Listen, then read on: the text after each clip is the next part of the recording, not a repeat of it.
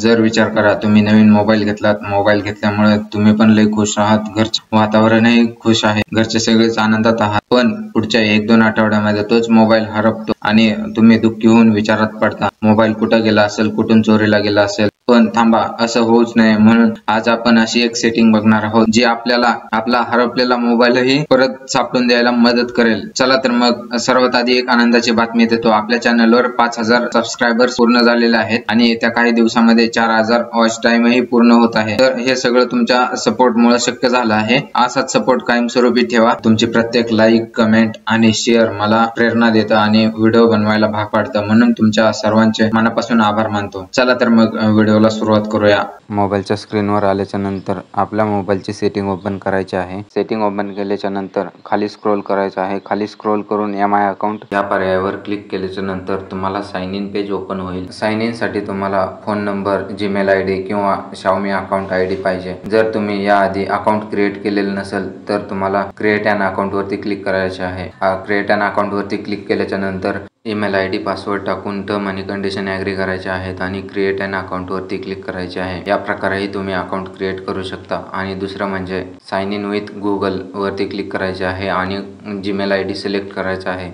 Gmail select करून continue वर click करा. कंटिन्यू वर क्लिक केल्याच्या नंतर जीमेल ID दिसेल तुमचा. त्याच्या खाली तुमचा देश जर चुकीचा असेल तर तुम्ही तिथून सिलेक्ट करू शकता आणि त्याच्या खाली टर्म आणि कंडिशन ॲग्री करून क्रिएट अँड Xiaomi अकाउंट वरती क्लिक करायचे आहे. अशा प्रकारे तुमचा अकाउंट क्रिएट झालेला आहे. पहिल्यांदा आपल्याला पासवर्ड सेट करून घ्यायचा आहे. त्यासाठी अकाउंट सिक्युरिटी वरती येऊन पासवर्ड नॉट सेट असेल तर सेट करून घ्यायचा आहे. त्यासाठी पासवर्ड वरती क्लिक करा. पासवर्ड वरती क्लिक केल्याच्या नंतर जीमेल वरती एक OTP सेंड करायचा आहे. त्यासाठी सेंड वरती क्लिक करा. सेंड वरती क्लिक केल्याच्या नंतर जीमेलला एक OTP जाईल. तो OTP बघायचा आहे आणि OTPच्या ठिकाणी OTP एंटर करून सबमिट वरती क्लिक करायचे आहे. सबमिट वरती क्लिक केल्याच्या नंतर आपल्याला जीमेल ॲड्रेस एंटर करायला विचारेल. जीमेल एंटर करून नेक्स्ट वरती क्लिक करायचे आहे. नंतर तुम्हाला पासवर्ड सेट करायला विचारेल. त्यासाठी तुम्हाला एकच पासवर्ड दोन्ही ठिकाणी टाकायचा आहे, सेम पासवर्ड, आणि ओके वरती क्लिक करायचे आहे. ओके वरती क्लिक केल्याच्या नंतर पासवर्ड सेट केला जाईल.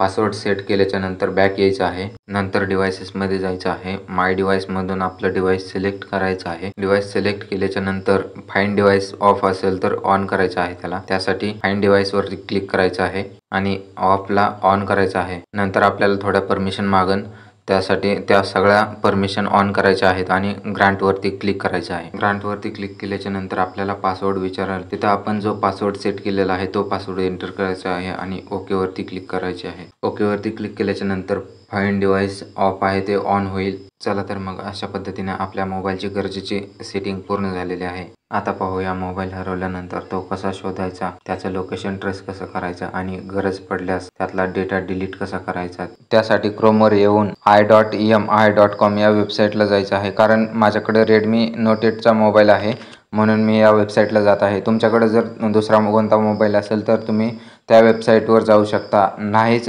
लक्षात राहिली ती वेबसाईट तर तुम्ही फाइंड माय डिव्हाइस या वेबसाईटला व्हिजिट करून तिथून लॉग इन करून तुम्ही तुमच्या मोबाईलचं लोकेशन वगैरे ट्रेस करू शकता. चला तर मग मी लॉग इन होत आहे. लॉग इन झाल्यानंतर फाइंड डिव्हाइस वरती क्लिक करायचं आहे. फाइंड डिव्हाइस वरती क्लिक केल्याच्या नंतर आपल्या डिव्हाइस वरती खाली क्लिक करायचं आहे जिथं आपण लोकेशन पाहू शकतो आणि प्ले साऊंड वरती क्लिक केल्याच्या नंतर ते जवळ मोबाईल असेल तर साऊंड करेल.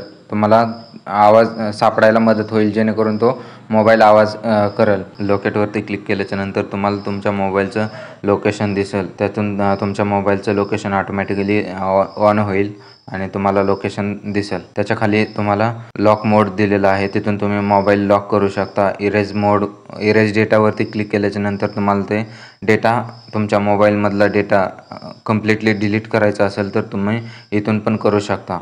अशा पद्धतीने तुम्ही जर तुमच्या मोबाईलची सेटिंग करून ठेवलीस तर तुम्ही भविष्यात तुमचा मोबाईल चोरीला जाण्यापासून किंवा हरवण्यापासून वाचू शकता. आणि जर ही सांगितलेली माहिती तुम्हाला उपयोगी वाटली असेल तर व्हिडिओला लाईक करा आणि चॅनलला सबस्क्राईब करायला विसरू नका. आणि पुढचा व्हिडिओ कोणत्या विषयावर बनवायचा याची कमेंट करून नक्की सांगा. धन्यवाद. भेटूया पुढच्या व्हिडिओमध्ये.